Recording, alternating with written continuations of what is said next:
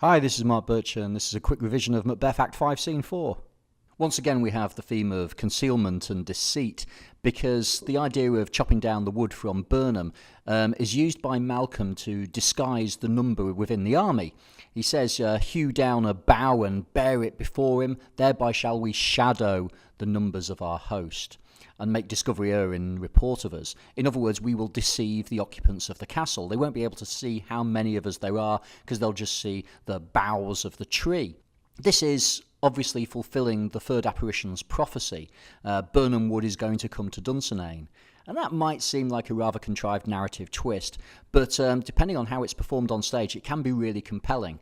What you don't want to have is a couple of blokes turning up with a couple of twigs waved before them.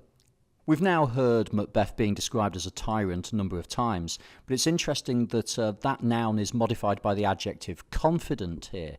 The confident tyrant really draws attention to the fact that it's Macbeth's hubris that's developed by the witches, that's being recognised as his defining characteristic and ultimately the root of his downfall. Seward has already explained that Macbeth is going to have to endure a siege, and Malcolm echoes this, saying it's his main hope, for where there is advantage to be given, both more and less have given him the revolt, and none serve him but constrained things whose hearts are absent too.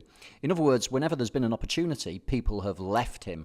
Thanes have left the castle, and we saw that earlier when he said in Act 5, Scene 3, "Fly false Thanes."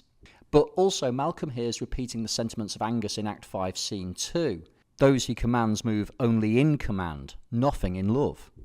Okay, ta.